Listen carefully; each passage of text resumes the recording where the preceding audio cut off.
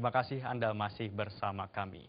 Polri membantah pernyataan Kontras jika ada kejanggalan dalam proses penggerebekan teroris pada malam tahun baru lalu di Kampung Sawah Ciputat, Tangerang Selatan yang menewaskan 6 orang terduga teroris. Kapolri Jenderal Polisi Sutarman menegaskan penggerebekan tersebut sudah sesuai prosedur dan SOP.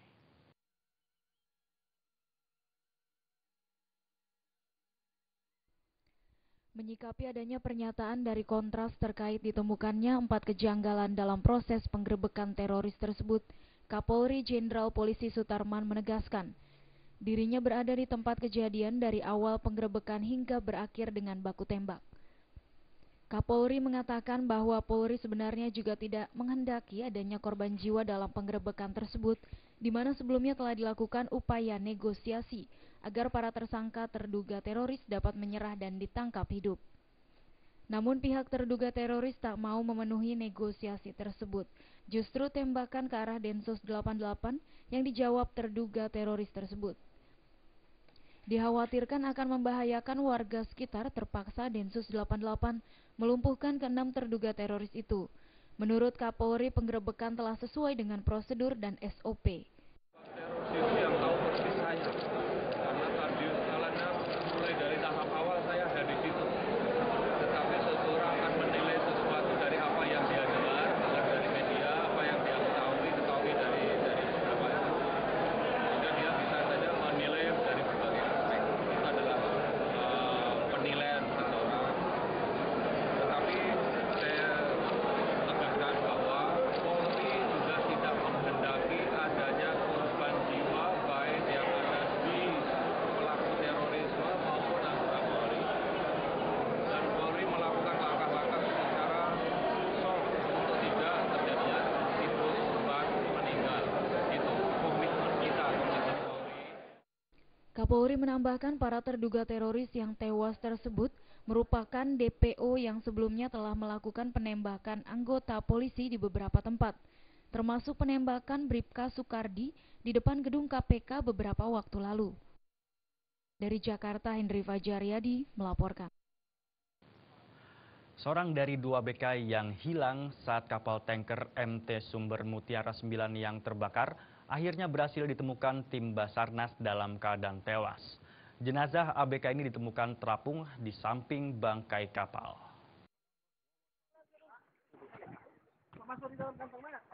Jenazah Holden Lala, 53 tahun, seorang anak buah kapal MT Sumber Mutiara 9 yang terbakar Sabtu 5 Desember 2014 lalu berhasil ditemukan terapung di samping bangkai kapal Senin siang setelah dilakukan pencarian selama 3 hari oleh tim Basarnas.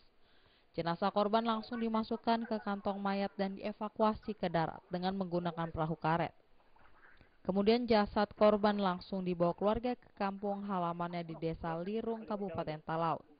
Sementara itu, 1 ABK lainnya yang dinyatakan hilang masih dilakukan pencarian. Namun tim Basarnas mengalami kendala, pasalnya bangkai kapal tersebut kembali terbakar pada bagian belakang karena masih banyak sisa bahan bakar minyak jenis premium. Diketemukan dengan nama Holden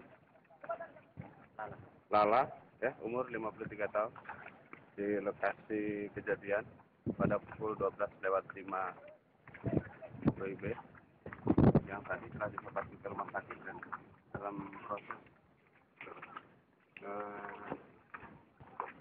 Manado didukung kapal cepat, dan 1 lagi masih dalam proses pencarian. Kami juga dibantu tim pemadam kebakaran. Sebelumnya diberitakan sebuah kapal tanker MT Sumber Mutiara 9 ludes terbakar di dermaga Tugu Landang, Kabupaten Kepulauan Sitaro, Sulawesi Utara pada Sabtu pagi. Tim Basarnas akan tetap fokus dalam pencarian anak buah kapal yang masih belum ditemukan.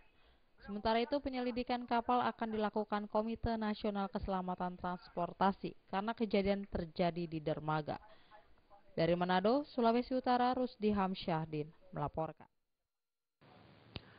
Akibat jalan yang berlubang di kawasan Talang 4 Kabupaten Bengkulu Tengah membuat sebuah truk pengangkut batu bara terguling. Akibat kejadian ini, arus lalu lintas di kawasan tersebut sempat mengalami kemacetan yang cukup panjang. Jalan penghubung antara Kabupaten Bengkulu Tengah Kapahiang yang rusak membuat sejumlah pengendara yang akan melintas harus ekstra hati-hati lantaran kondisi jalan berlubang dan rusak parah. Akibat jalan berlubang, banyak kendaraan yang ingin melintas di kawasan tersebut mengalami kecelakaan, seperti yang dialami sebuah truk pengangkut batu bara yang terguling usai menghindari sebuah lubang, namun beruntung saat kejadian kondisi jalan sedang sepi hingga tidak memakan korban. Sang supir Yuke Firmansyah mengatakan saat itu suasana di lokasi sedang sepi, truk yang dibawanya pun berjalan dengan kecepatan di atas 60 km. Namun karena ada lubang, truk yang dikendarainya banting setir ke kiri hingga mobil secara tiba-tiba terguling. Udah menginjak lubang itu ya langsung atas rombong, langsung kayak gini. Oh, artinya kondisi jalan ini minta tolong diperbaiki, Pak? Nah itulah yang terutama menjalani. Banyak lubangnya bisa diperbaiki lah sama orang yang bertugas. Kondisi jalan yang menghubungkan antar kabupaten tersebut sudah sejak lama mengalami kerusakan, di mana tidak adanya perhatian khusus dari pemerintah setempat sehingga jalan tersebut tidak dapat perbaikan. Dari Kabupaten Bengkulu Tengah, Setra Surya, lapor. Kami masih memiliki sejumlah informasi lainnya. Di antaranya 8 tempat perjudian digerebek. Informasinya setelah yang satu ini.